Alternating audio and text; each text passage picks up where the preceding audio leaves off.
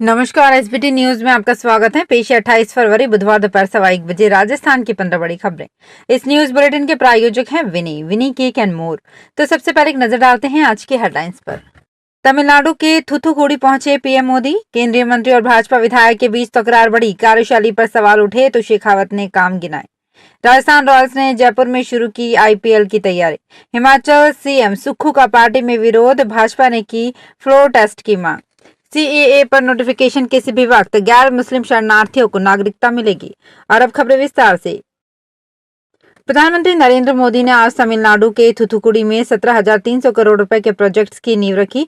इनमें देश के पहला हाइड्रोजन हब पोर्ट और इनलैंड वाटरवे वेसल शामिल है। इस वेसल को इसे हरित नौका इनिशिएटिव के तहत बनाया गया है। इसके साथ ही पीएम ने वीओ चिदम्बरनार बंदरगाह पर आउटर हार्बर कंटेनर टर्मिनल की आधारशिला रखी। पीएम ने 10 राज्यों और केंद्र शासित प्रदेशों में 75 लाइट हाउसेज में पर्यटन सुविधाएं भी राष्ट्र को समर्पित की। इसके अलावा 1477 करोड़ की लागत से कन्याकुमारी, नागरकोइल और तिरुवेनवेली से चेन्नई तक के रेल प्रोजेक्ट्स और 4,586 करोड़ की 4 सड़क परियोजनाओं का भी लोकार्पण किया। पश्चिमी राजस्थान में भाजपा के दो बड़े नेताओं के बीच अदावत बढ़ती जा रही है। अब केंद्रीय मंत्री गजेंद्र सिंह शेखावत और शेरगढ़ विधायक बाबू सिंह राठौड़ के बीच सोशल वॉर की शुरुआत हो चुकी है। शेरगढ़ विधायक बाबू सिंह राठौड़ के शेखावत पर काम नहीं करने के आरोप के बाद केंद्रीय मंत्री ने एक्स पर एक पोस्ट शेयर की है। इसमें उन्होंने शेरगढ़ पंचायत समिति में हुए कार्यों का ब्यौरा दिया। इधर इस पोस्ट पर विधायक ने तंज कसते हुए कहा, जो काम गिनाए हैं वे दिख नहीं रहे हैं। कार्यशैली पर सवाल उठे तो शेखावत ने भी अपने काम गिना दिए। राजस्थान क्रिकेट एसोसिएशन और खेल परिषद के बीच चल रहे विवाद के बीच जयपुर में आईपीएल के मुकाबले की तैयारी शुरू हो गई है। राजस्थान रॉयल्स प्रशासन ने जयपुर के सवाई मानसिंह स्टेडियम में रिनोवेशन का काम शुरू कर दिया है। इसके तहत स्टेडियम में 2 वीआईपी सिटिंग बॉक्स बनाए जा रहे हैं, जहां बैठकर दर्शक इंडियन प्रीमियर लीग के मुकाबले देख सकेंगे। राज्यसभा चुनाव में कांग्रेस विधायकों की भाजपा के पक्ष में वोटिंग के बाद हिमाचल की कांग्रेस सरकार खतरे में आ गई है। एक राज्यसभा सीट के लिए मंगलवार को हुए चुनाव में कांग्रेस के 6 और 3 निर्दलीय विधायकों ने क्रॉस वोटिंग की। हिमाचल के नेता प्रतिपक्ष जयराम ठाकुर बुधवार को गवर्नर शिव प्रताप शुक्ला से मिलकर फ्लोर टेस्ट की मांग की। अगर गवर्नर विपक्ष की मांग मानते हैं तो मुख्यमंत्री सुखविंदर सिंह सुक्खू मुश्किल में पड़ सकते हैं। क्रॉस वोटिंग करने वाले एक विधायक ने कांग्रेस हाईकमान से सुक्खू को पद से हटाने की मांग की है। 2024 लोकसभा चुनाव की घोषणा से पहले गृह मंत्रालय नागरिकता संशोधन अधिनियम की अधिसूचना अगले महीने जारी कर सकता है। इसके बाद पाकिस्तान, बांग्लादेश और अफगानिस्तान से आए गैर मुस्लिम शरणार्थियों को नागरिकता मिलने का रास्ता साफ हो जाएगा। मीडिया समाचारों के अनुसार ऑनलाइन पोर्टल को रजिस्ट्रेशन के लिए तैयार किया जा चुका है और केंद्रीय गृह मंत्रालय द्वारा ड्राई रन पहले ही किया जा चुका है। सूत्रों ने कहा है कि सीएए उन पड़ोसी देशों के उन शरणार्थियों की मदद करेगा जिनके पास दस्तावेज नहीं है। राजस्थान की उप मुख्यमंत्री दिया कुमारी ने 6,204 मिनी आंगनबाड़ियों को क्रमोन्नत कर मुख्य आंगनबाड़ी बनाने की स्वीकृति दी है। इसके तहत 1 मार्च से क्रमोन्नत मुख्य आंगनबाड़ियां शुरू होंगी। इसको लेकर शासन सचिव कृष्ण कोनाल को निर्देश दिए गए हैं। ऐसे में माताओं बच्चों को जहां स्वस्थ सुपोषण मिलना आसान हो जाएगा, वहीं बच्चों को शाला पूर्व शिक्षा भी अच्छे से मिल सकेगी। साथ ही 6,204 नवीन सहायिकाओं की भर्ती प्रक्रिया शुरू होगी।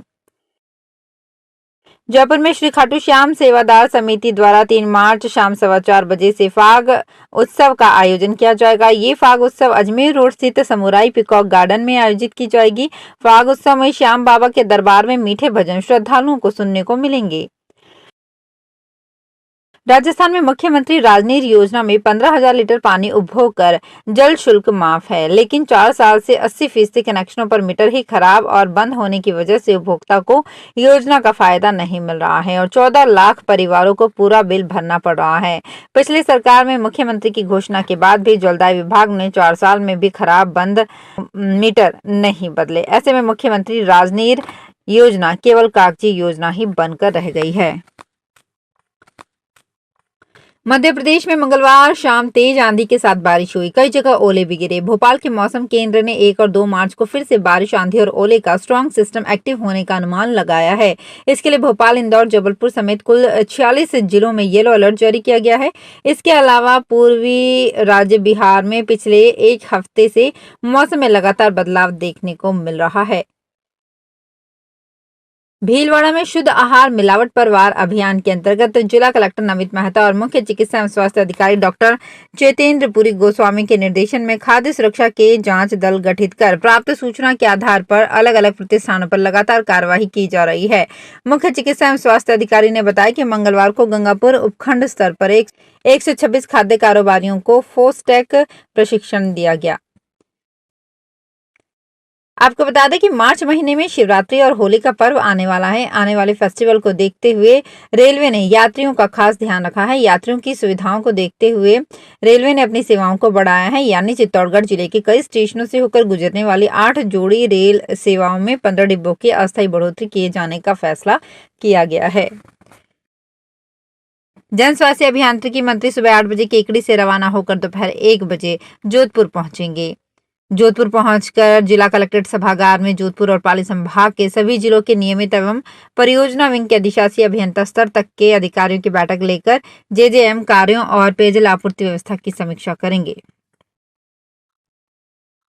राजस्थान सरकार ने बीती रात 165 आरएएस अधिकारियों की ट्रांसफर लिस्ट जारी कर दी है। इसमें दौसा जिले के कई अधिकारी बदले हैं।